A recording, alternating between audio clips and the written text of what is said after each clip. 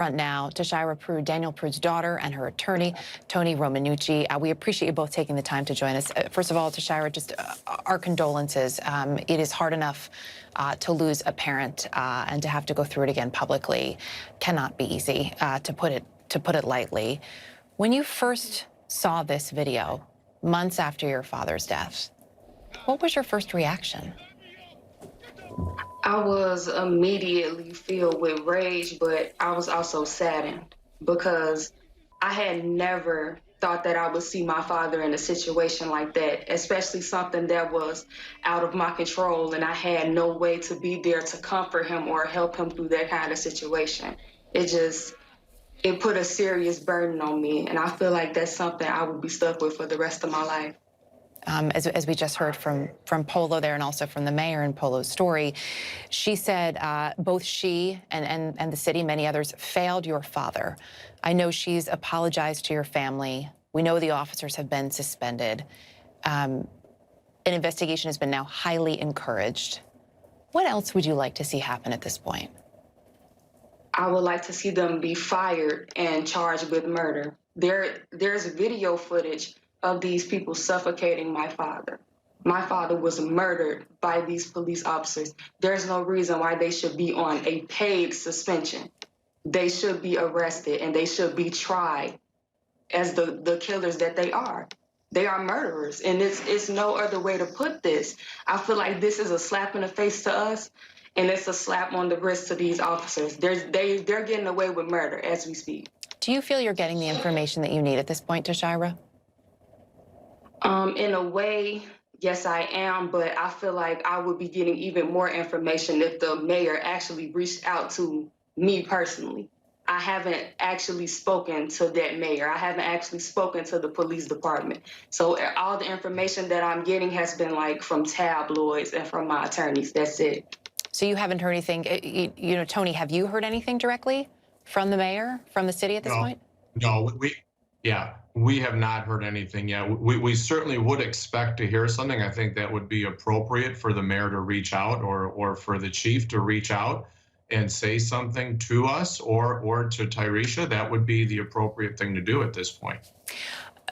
One of the paramedics who was on the scene, Tony, said that nothing looked over the top or seemed malicious in nature, and that it appeared the actions were appropriate.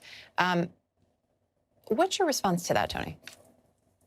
Well, clearly we disagree. I think anybody who's reasonable, who takes a look at this video, can decide for themselves that what happened there was unreasonable.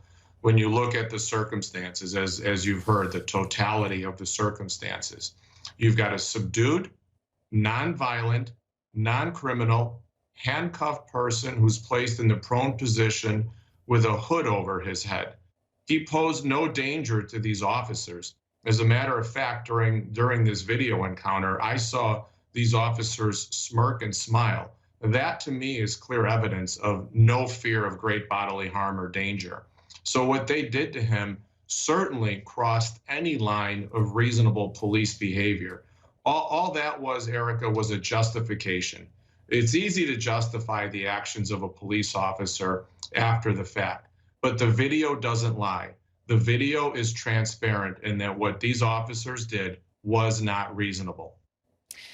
Tashyra, based on what you were first told, what we first learned about when it came to your father's death, now that the video is out, I know that offered you some more answers, but also brings up so many more questions for you. I would think as well, as you mentioned, you would like to hear directly from the mayor, you'd like to hear directly from the city. What can you tell us, though, too, about your dad? Because I think in these moments, it's so important to remember that there is a life that was lost, and we need to know who that person was, and he's your dad. First off, I want to start by saying that my dad is not the animal that they treated him like.